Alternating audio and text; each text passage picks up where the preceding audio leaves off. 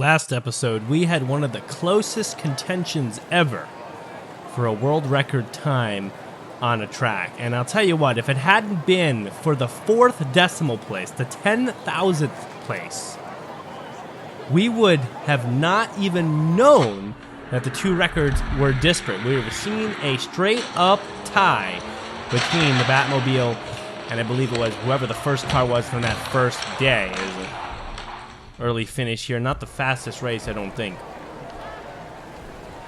Hey everybody, by the way. I'm Brendan, and I am recounting that last time where the Batmobile came within 2 10,000ths of a second of setting a new record, or tying the new record, the world record at this track.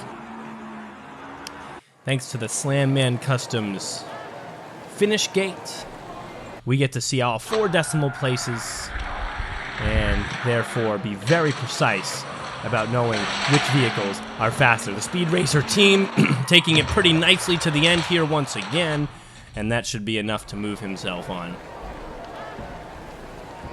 And to remind you, one more time, that record number, that record time is 5.1011. 5.1011, and I never thought I'd need the 4th decimal place, but lo and behold, we did. Mach it go and Mach 6, sorry, and the Mach 6 will advance. Skull Crusher and Falcon. Next groups, blue and red, a nice contrast, 2 very different looking vehicles. Falcon, a little more aerodynamic looking, jumps out to a lead. A little tough on the jump, did not get a lot of airtime there, and got those front wheels down very early. That's going to lose you some speed, even if you don't notice it. That's a 5.6. The Falcon, I think both of these vehicles are struggling to keep speed on all the turns and the jumps. The Skull Crusher barely got over the jump there. I started there for a second because I almost forgot his name was the Skull Crusher. But I was right. Falcon, almost goes completely flipped over, goes halfway there on 2 wheels, sideways, bounces in for the win. He'll move on. It's 5.4, 5.48, so pretty slow. These 2 vehicles, not the fastest, so they've had trouble, as you saw there, keeping themselves down on the track during the course. And so that might be affecting their ability to get better times. We'll see how the Falcon does later on. Falcon Mach 6 from this first group advancing. Second group. And we have the Batmobile, the Formula E, ROBORACE, and the Stalker. Remember the last Batmobile we saw, and I already mentioned it, very fast. Formula E. Remember our last Formula E racer was also quite devious there and just came up a little bit short. Formula E around the outside line, finds the gap, gets in front of the Batmobile. Good cut, spins, and the Batmobile can't find the gap on the near side. On the spin, they both get locked together. Formula E, a good start there, 5.5, and I think that's because of the late spinning and all the colliding. Every time 2 cars collide, they're going to take momentum away. The Formula E had some trouble spinning down towards the finish here, but that was a pretty fast performance. There's a lot of speed potential here. Batmobile on the far side there. Out to a jump for a second. Formula E fights his way back in. They're about even. Batmobile cuts away. Barely gets in front, but is wobbly. Jump over. Formula E nicks him. Hits him forward. He wins. And I think he might have the best time. He looked a little bit faster, and that time is that's very close. 5.5 again. We'll have to see the later decimals. And see the hit right there? That pushed him a little faster. See, you saw he got a little momentum from that. He did lose some control. Oh, man. We have to the 10,000th decimal an absolute tie. How is that possible? I almost want to go back in the video and see that again. Formula E to win that and move on. The odds of that are ridiculous. There's 5.3, so pretty good. I can't handle that. What? To the 10,000ths, we had a straight up tie? I can't even I can't actually handle it. They're gonna send him on another heat. They're gonna do the whole thing again. So Batmobile still has another chance. They redid both heats here. I guess to be fair, Batmobile has the lead here. I don't think he's beating 5.39 after the hits he just took. If it's another time, I might have to be done. 5.5. Formula E moves on. I don't even know how calculable those odds of getting to the 10,000th decimal a tie is. Like, that's ridiculous. 5.5052 both times? What?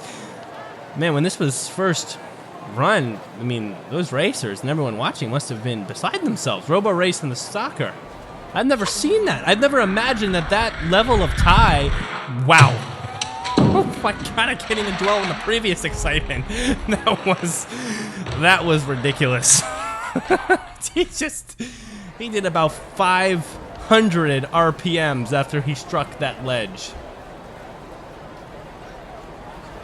5.7, a very slow time. We're gonna pan up and take a look at him. I mean, he's down there. He's upside down. He didn't have the speed. What happened here? Oh my God. That's brutal. And our other stalker friend here was very sloppy. From this angle, that looks wonderful. The stalker was sloppy for the rest of the race.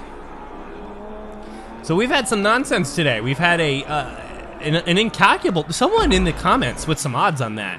For the tie to the 10,000th decimal, I mean, that seems unheard of. A tenth of a second goes by so fast. So I know 100th is going by real fast, and 1,000th is like understandable at how fast that's going by. So how fast is a 10th of 1,000th of a second going by? Stalker in the lead right here. Big jump spins.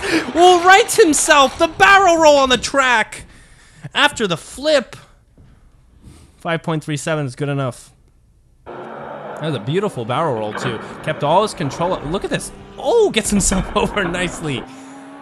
But yeah, someone who knows math or he has logic in their head, someone give me the odds or the likeliness or the ridiculousness in some degree of that 10,000th second tie. I can't understand how that even happened, but it did. Mach 6 in the Falcon. And Falcon, pretty slow in the first one. Mach 6, oh, gets trapped there and snapped up. The back of him and leaves the ground for quite a while, and Falcon will finish strong. That might not be the fastest time, but it is a winning time. Currently, 5.48. And that's the thing. You don't need to be the fastest car to win here. We love the records, but there is a ton of ways to win if you are the slower vehicle. Intelligent racing, good lines, waiting for the right moments to strike. I mean, there's so many ways that even the fastest cars lose time and lose speed and make mistakes on this track, especially when you're touching the vehicle next to you. And so being slower does not mean losing. The Falcon here is on his way to the finals almost, and he has not been faster than 5.45 the whole day.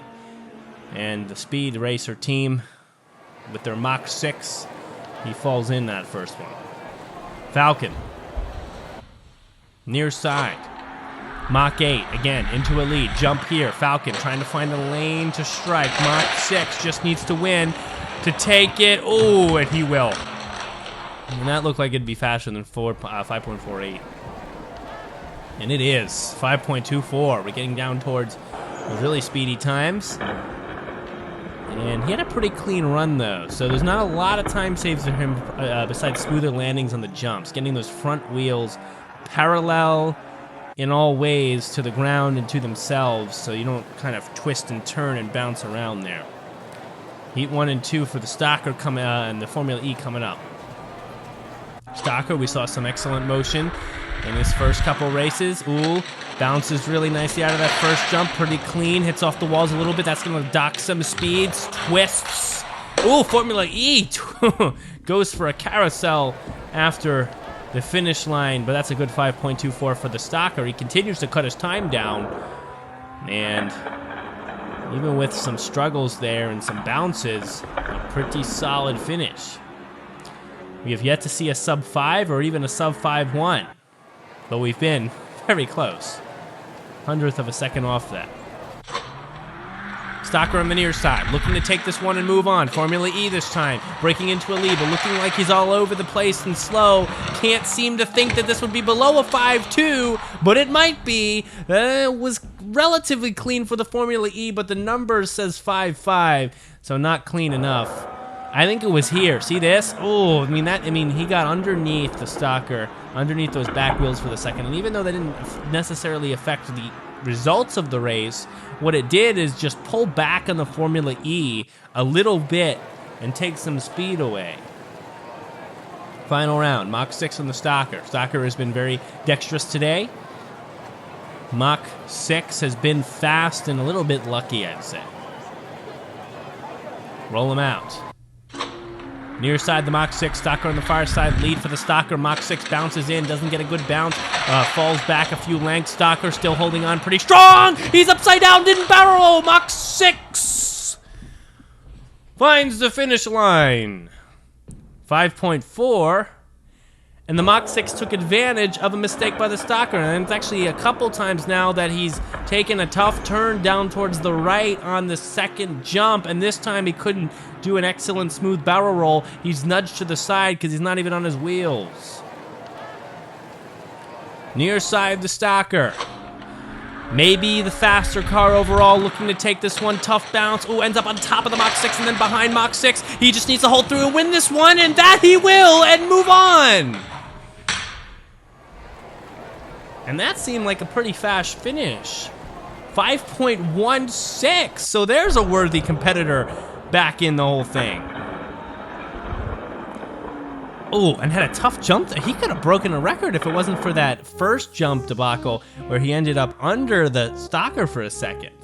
5.16 is definitely a fabulous time, and he'll definitely be moving on, advancing to the finals with these other three. And what a race it's been today. What a set of races. Subscribe to the channel, and we'll see you next time on Races and Fun.